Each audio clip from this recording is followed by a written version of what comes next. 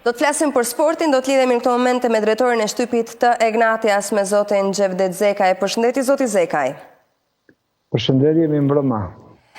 Faleminderit për ftesën. Faleminderit juve. Flasim pak për pjesën e mbetur të sezonit. Egnatia kryesuese që kërkon sërish të mbrojë trofet e saj edhe në këtë edicion, një skuadër në qendër të vëmendjes edhe për shkak të cilësisë, apo jo? Natyrisht, Egnatia, në kujdesin e presidentit Domrozi, ka bërë një merkato të kujdesshme, ka ndërtuar një ekip dhe duke qenë se ka ruajtur pjesën ndërmuese të 2 vite më përpara, skuadra dhe trajnerit e tova i kanë më të lehtë për të qenë brenda të gjitha objektivave, për të qenë brenda gjitha objektivave, por me kundërshtar që janë rritur cilësisht, me kundërshtar të fortë që kërkojnë jo vetëm respekt maksimal, por dhe impenjim serios nga lojtarët, nga stafi teknik, dhe gjithë pjesa tjetër ultrasit, por themi që jemi në rrugën e duhur. Sipas jush, çfarë dallon këtë skuadër në raport me Partizanin, Dinamon dhe me Vllaznin?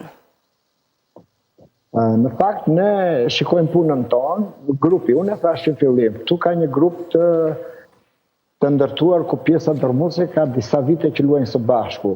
Rasti më i mirë 4 vite së bashku, dhe të tjerët dhe shumë pak të ardhur, apo dhe rikthimi Fernandos nga pikat kryesore të skuadrës, i rikthyer e cila e bën më solid grupin.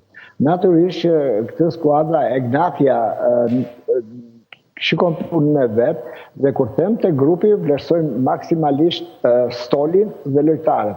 Kemi emrat më të mirë, apo po t'i zëm, kemi një portier të shkëlqyer i gatshëm ndoshta edhe për kombëtaren, për të ndjekur shembullin e Alen Sherrit si Dajsenani, kemi 2 mbrojtësat më të mirë të historisë të superiore, abisnet superiore të 2 viteve të fundet, Fangajn edhe Ndrecën, kemi një në qendër të mbrojtjes lojtar të shkëlqyer si Malota, si Dyli, si Xhamali e të tjerë, dhe vim te një mesfush super e populluar me emra të mëdhenj si Lushkja, Zenullaj, Ujka, e thash këtu Fernando, dhe lojtarë të tjerë të cilat e bëjnë këtë asambël me një sulmus si Kasa, i cili përsëri mund të jetë edhe do të ishte mirë, të ishte pak në monitarimin e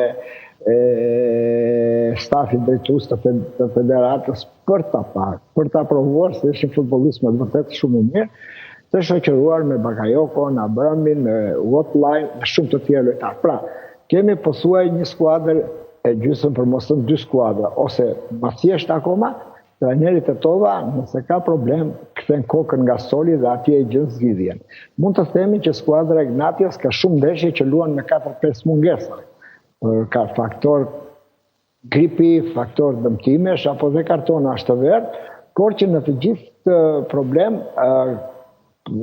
duke patur këtë stol, të lojtarë të qëndrueshëm që vazhdojnë dhe kanë një lidhje të fuqishme me njëri tjetrin, e njohin mirë lojën e njëri tjetrit dhe duke janë kthyer në një familje të madhe ku konkurenca e ka forcuar skuadrën, ka forcuar marrëdhëniet shumë të mira midis lojtarëve, edhe nga fakti se çdo lojtar që luan ke Egnatia ka besimin që trajneri, stafi dhe gjithë të tjerët i japin vendin e dur, kohën e dur, meritin e dur, nuk i cënojt asnjë gjë. Kjo ka bërë që ky optimizëm dhe këto raporte të shkëlqyera prej disa vitesh kanë bërë që të jetë e qëndrueshme edhe këto.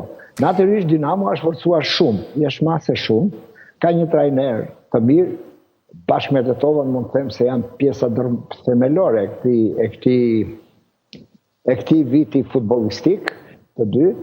Tetova vazhdon të këmbgul me cilësinë e atyre që ka patur, por edhe Daja dhe ka marrë Dinamon dhe ka kthyer besimin skuadra aty ishte, grupi aty ishte, divizioni.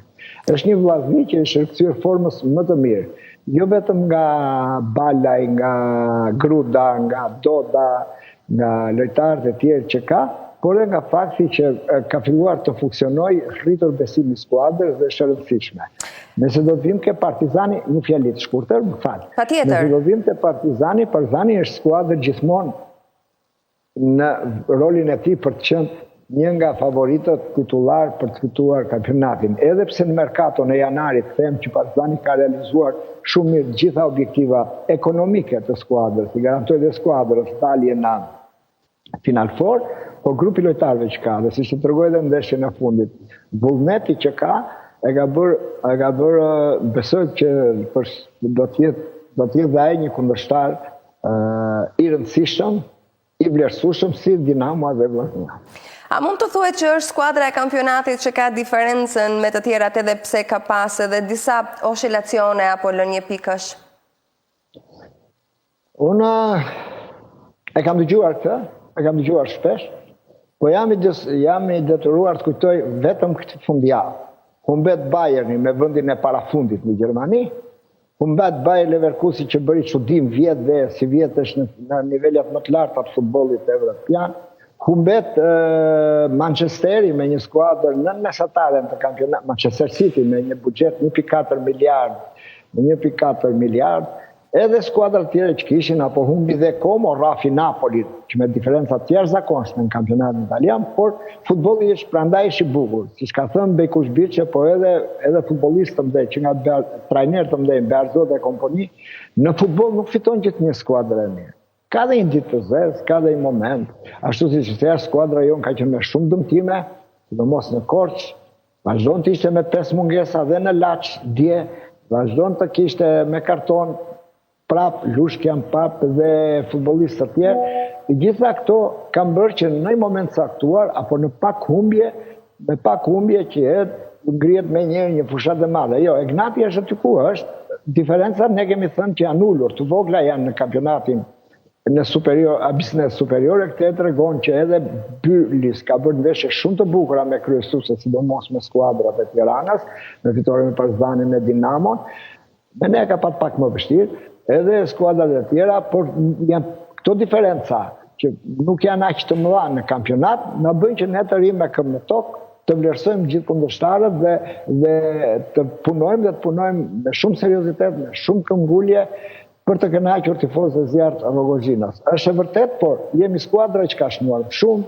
skuadra që ka pësuar më pak, skuadra që lojtarët që ka pru në janar si Guindo edhe rikthimi Fernandos kanë hyrë në ritmin e skuadrës, akoma nuk ka është në qendër sulmues që shënoi golin në Laç, cili nga dita në ditë po vjen të rritet dhe po rritet goxha mirë, dhe mos harrojmë që ne ndeshjen e fundit në barazimin me Laçin na mungonte Aleksi, Malota, Ujka, na mungonte Lushkja, na mungonte dhe Ndreca. Këto janë për çdo skuadër në futbollin shqiptar mungesa të mëdha që detyrojnë trajnerin jo për të flasim më për të bërë rokada, për të bërë ruajtur energjit për finalforën e tjera, po për të krijuar një formacion tjetër i cili, fal asaj që thamë në fillim fare, fal një grupi të mirë ndërtuar.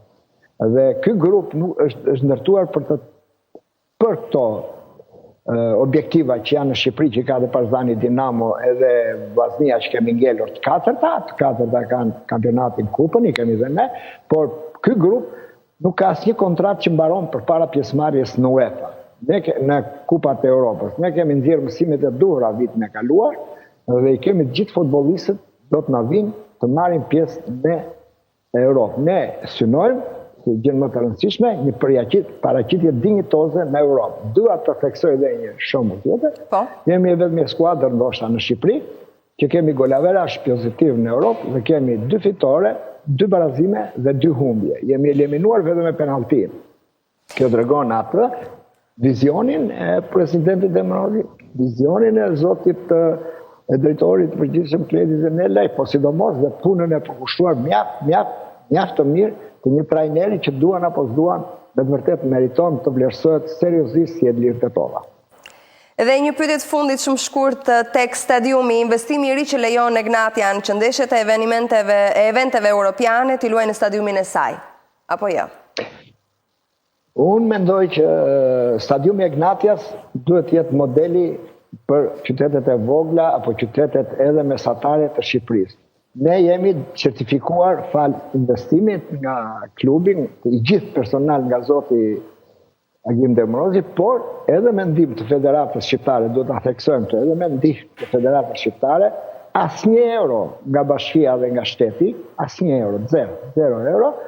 Është një klub që u vlerësua si klubi një stadium është super modern me gjitha parametrat dhe u vlerësua nga UEFA si stadium i nivelit 3. Kategoria 3 dhe stadiumit të lejon që të gjitha ndeshjet përveç grupet e Championship t'i bëjmë në këtë stadium modern. Përveç saj është një stadium që me të vërtetë i ka kthyer një qendër social kulturore edhe qytetit të Rrogozhinës, një pikë ku njerëzit do të mblidhen jo vetëm në ato pak dyqane që do ketë apo infrastrukturë tregtare, po një model të kulture që do të ndryshoj edhe faqen e qytetit të Rrogozhinës, por mbi të gjitha është një dhuratë që ka dhënë presidenti për skuadrën, për investimin e tij, por sidomos edhe për ultrasit e Rrogozhinës.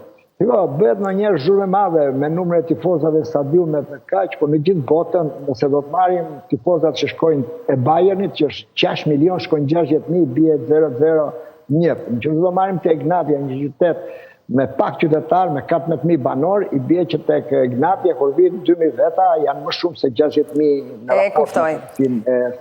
Unë desha para se ta mbyll, të falenderoj një nga emisionet e një moderatorit talentuar dhe miku tim, Gerti Çaçani, një emision me të vërtet me gjithë personazhet që janë aty, që japin ndihmës objektive, super objektive për ndihmimin e futbollit, për të bërë një imazh shumë të mirë superiores, abisnet superiores dhe në mënyrë të veçantë shpesher profesionist të kualifikuar. Kjo është, ne vlerësojmë seriozisht, e shohim emisionin gjithë stafi jonë dhe shpesher gjithë vetëm për të riparuar ato që kemi. Faleminderit ju. Faleminderit zoti Zekaj që ishit me ne. Dhe ne këtu kemi mbritur në fund të MCN informacion për sot, mirëpafshim bashkë.